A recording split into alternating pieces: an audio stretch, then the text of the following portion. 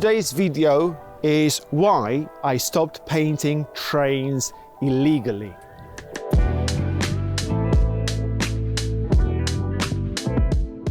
Today, I'm still in Poland, in my hometown, where it all began. Obviously, for legal reasons, I'm not incriminating myself, I'm not mentioning too much detail to keep myself within the lines of legality, I guess.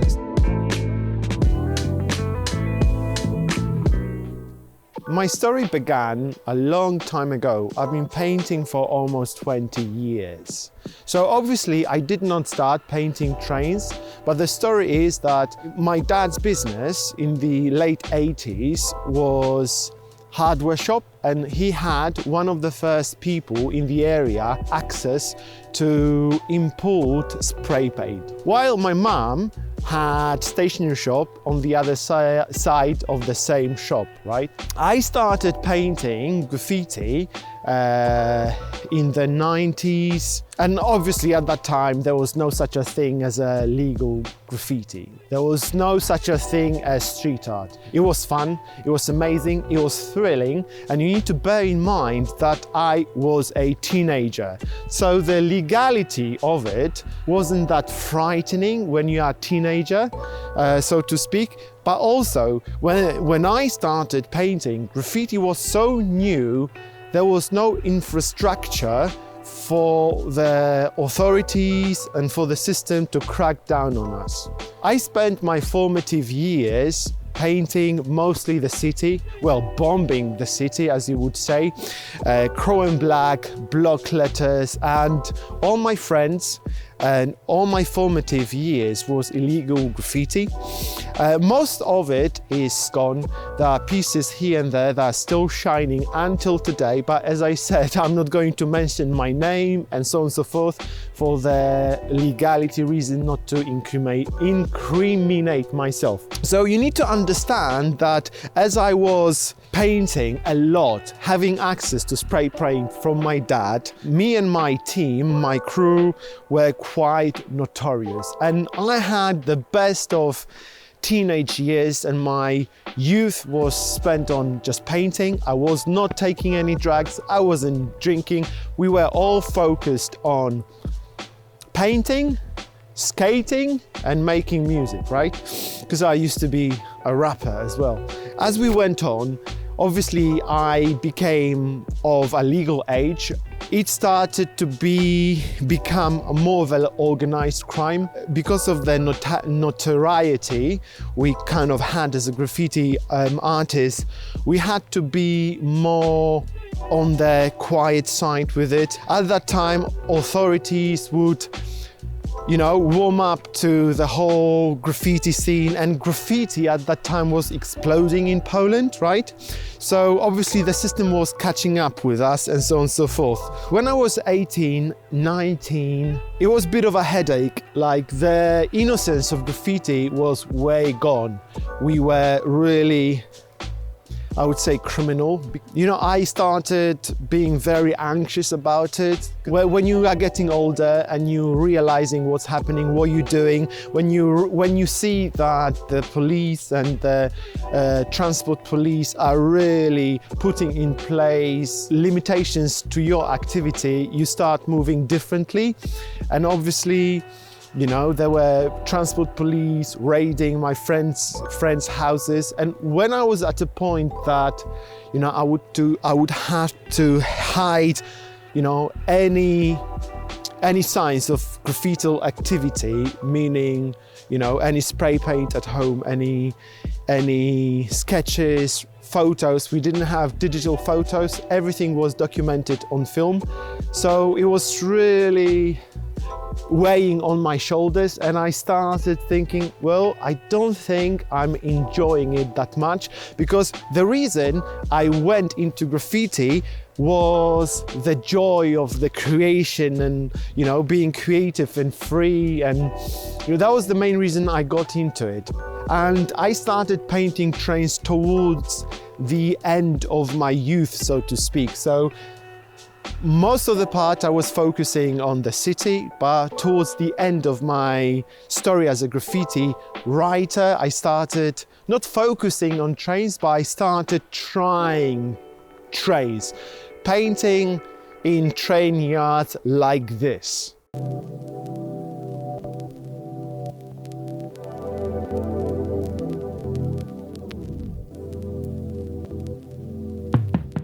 So it became really stressful, and when I was at the age of 20, I already had a desire to leave Poland to London because at the same time I was pursuing like rapping and I was really involved in music, and I figured out that if I get a criminal record, that would be a major problem that would stop me in all my life plans. I just had this heavy feeling on my heart that it was too much, and you know, when I became so notorious, I started weighing everything, and it wasn't worth the price, really. So when I started my university to get my teaching degree, I started figuring out, well, if I keep that lifestyle and I get caught, a good thing is that I was really lucky. I feel that there was a kind of a hand of providence over me. I felt somebody was watching me, that I managed not to get caught red-handed for all these things I was doing, for the damage I caused as a graffiti artist.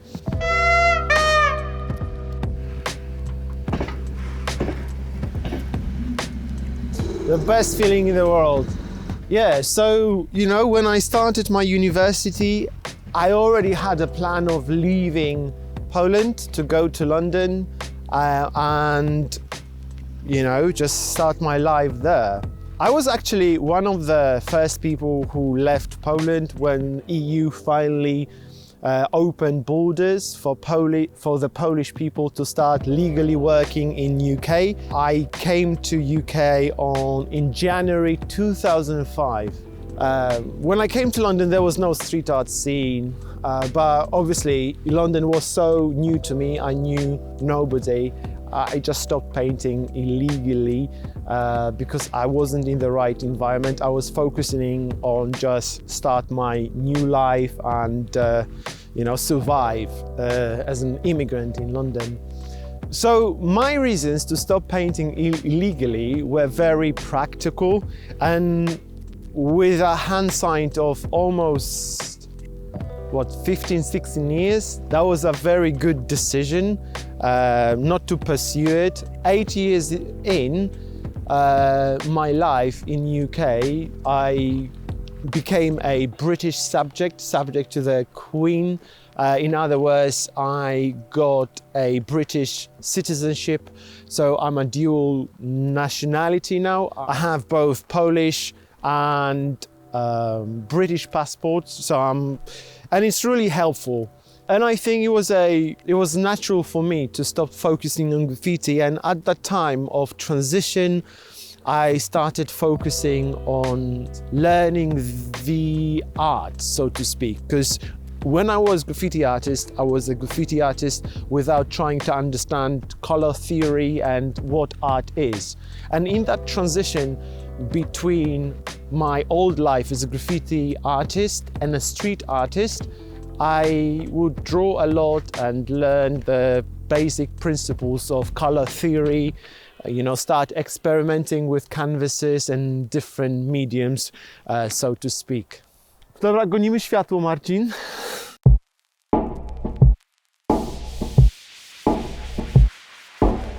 So I had all my fun painting illegally, you know, in my youth, and very few people know this story, and I actually love the medium of YouTube that I can be telling you this story and show you, you know, my formative years and how I became the person who I am. Until today, I consider myself a graffiti artist rather than street artist because of the attitude I took with me, even though I grew up of illegal graffiti, but because of the attitude I took from illegal graffiti and how I move in London, even though it's legally and I'm on a street art circuit, it's a different mindset. It's a beautiful story and I'm very happy I can share it with you so that you can relate to me.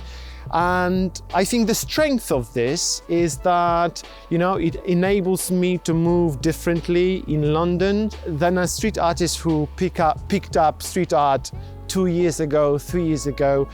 So these days when I paint in London, you know, in Shoreditch, like many of like graffiti writers are like shouting like, oh, here's this YouTuber, Airborne, you know, origami shit and stuff, funny hairstyle and so on and so forth. Don't mind what they say because in my heart, in the soul of my souls, I know where I came from, what I did in the past, you know, and I don't need to prove myself per se to anyone, you know, that I did that and, you know, I used to paint trains. It doesn't matter. The most important thing here is to be true to yourself and be led by your spirit. As I look back at, you know, on my journey, I really strongly feel that I was led by spirit. I was led by heart to make this transition, to make this jump, to be born again, so to speak, from a graffiti writer and rediscover, not rediscover, and reinvent myself as a street artist in London. And it's a beautiful thing. I remember the times we would be here in winter like this, December, January, would just hit the trains and it brings me memories. And the great thing is, today I'm chilling, I'm just walking and I don't need to hide, I don't need to run. I'm just having, you know, a good walk down the memory lane.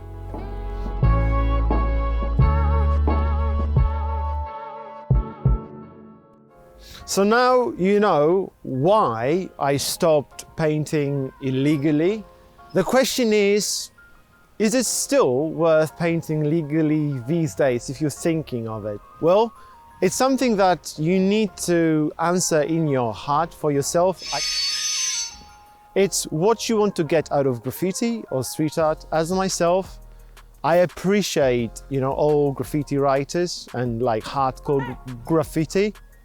And that was a weird sound, you know, and I really love following it. I appreciate the skill, I appreciate the dedication, but for me, this is not what I'm pursuing at the moment.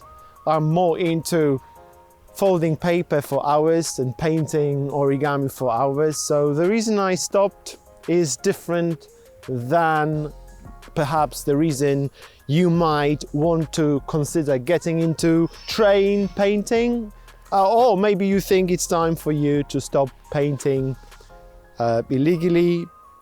It's up to you. Do you want to really pay this price? You know, weigh all the options. Do you? Do you? Hopefully you've enjoyed this video. Check out my other videos, whether it's studio painting, videography, or my origami painting in the heart of London. My name is Airborne Mark, folding all day, every day, and I'm out. Dzień dobry. Taka mała sprawa, nie? Tak. Bardzo tu nie możecie panowie chodzić. Już skończyliśmy, przepraszamy. Dokument taki sobie robimy. Już kończymy, dziękujemy. Ale bo tam Tak, tak. kamery są, wiecie, Tak, coś tak, się rozumiem. stanie, coś Tak, tam, dziękuję bardzo za podejście. A to co za dokument taki? YouTube o graffiti.